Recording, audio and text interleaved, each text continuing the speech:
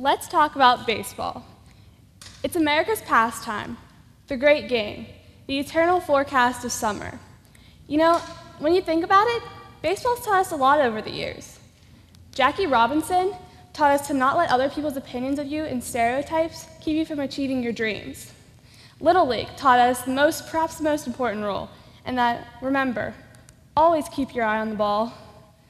And we also learned from baseball that even when your team is down in the bottom of the ninth, it's still possible to hope for a rally. Unless, of course, you're the Pirates and you haven't had a winning season in over 20 years. But let me tell you a story about the lessons that I learned from baseball, a bat in particular.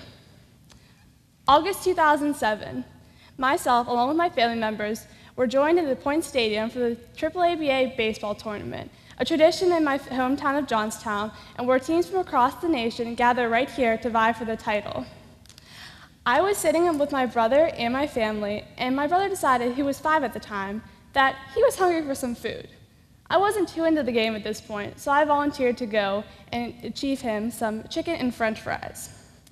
Whenever I made it down to the concession stand, my heart sunk. There was about 50 people in line for concession stands. I thought to myself, did nobody eat breakfast or something this morning? Nonetheless, I realized that I couldn't go back now, and I got in line as customer number 51. The line took forever, and I missed most of the game, and I lost my standing at this point. But finally, I had in my hands a tray of chicken and French fries. Making my way back up to the stands, I was stopped with a rendition of the 7th inning stretch and God Bless America. I told you it took forever. Then, after the singer finished their song, I made my way up through the crowd, surrounded on all sides of me. Whenever I made my way past the dugouts, I was surrounded on all sides, and being my short stature, I couldn't really see around me. But little did I know that at that exact moment, a left-handed batter would approach the plate, take his stance, swing, let go of the bat, where it would fly up over the dugout, and I, as the crowd parted around me, had put my head down to pick up a French fry, and little did I know that the bat was headed right for me, where it hit me in the head. You know, being unconscious is kind of weird. It's kind of, the best way for me to describe it is that weird feeling whenever you sit on your foot for too long, except all over your body, and you're blindfolded, and spinning. But whenever I came back into it, I looked around me, and I was surrounded by unfamiliar faces, and including an entire team of baseball players peering out over the dugout at that little girl who had food all over her and was just laying on the ground. You know, as an awkward 13-year-old, that pretty much scarred my experience with the boys for a couple of years. After a trip to the hospital, I was diagnosed with a 3rd-degree concussion and some minor emotional wounds. But the chicken that I managed to land on and flatten completely didn't have the best luck. 5 years later, I still reflect on the events that happened that day, and anytime I still tell the story, I still get the reaction of, "That was you?" And yes, I'm forced to admit that I am the girl that got hit in the head with a baseball bat. I do have some good news, though, that since then, I've managed to avoid getting hit by any baseballs, which is a good thing, but I still believe that if there's some sort of thing as order to the universe, that there is a baseball somewhere written with my name on it.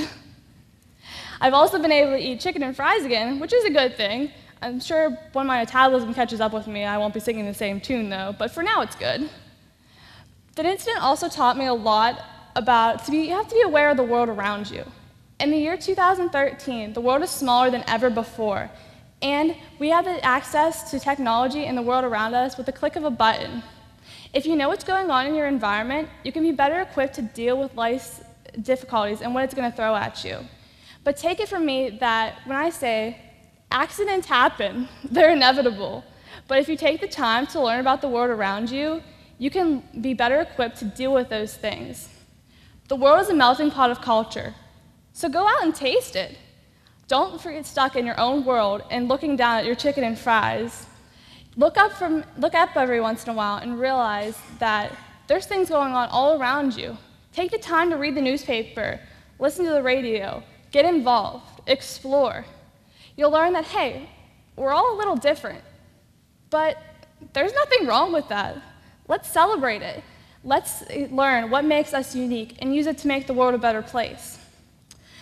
So if you take the time to do that, you can be better equipped to realize and stop a baseball bat from hitting you in the head when you come up from the concession stand. My experience also taught me a lot about resiliency. One person once told me that life is 10% of what happens to you and 90% of how you react to it. For weeks, I would dwell on the what-ifs. What if I had stopped to a friend and talked to a friend before I went up to the stands? What if I had stopped to tie my shoe?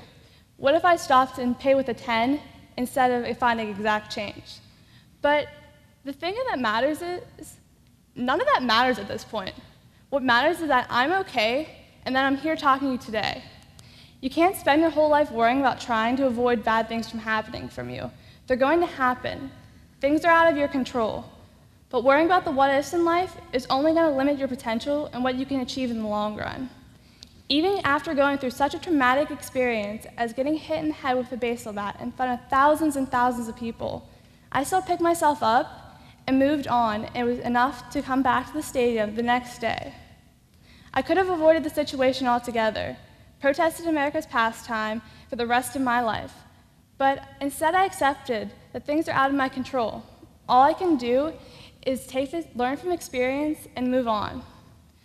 Just as the victims of Hurricane Sandy and Hurricane Katrina banded themselves together to recover from something that rocked their whole foundation of life, I promise you that you can recover from a bad grade on a test. And just as the people of Johnstown rocked their world when 3 floods came through, they still rebuilt their city in a floodplain nonetheless. So I promise you that even when all hope looks dim, you can get through this. A judge of a man's character is not determined by the number of times he gets knocked down, but rather by the courage he has to pick himself back up again and move on. You don't know when a baseball bat is going to come and hit you, but I used to be ashamed and afraid of telling people what had happened to me that day. I used to be afraid that they would laugh at my misfortune and that they would laugh and make fun of me, then say that I was just stupid, I wasn't paying attention. But I avoided telling people for fear of this. I just wanted it all to disappear, to pretend like it never happened. What I failed to realize is that what I needed to do was to accept that it happened and move on. Others aren't as lucky as I am. And also, it could have been a lot worse. I was lucky enough to be alive and talking to you here today, and some people don't have the same luck. I was determined to not let the fear of striking out keep me from playing the game. A baseball bat can symbolize a lot: a divorce in the family, a parent in the military, socioeconomic standing, racial injustice, bullying, religious tolerance, lack of confidence, cancer. Take the time to ask yourself, what's your baseball bat?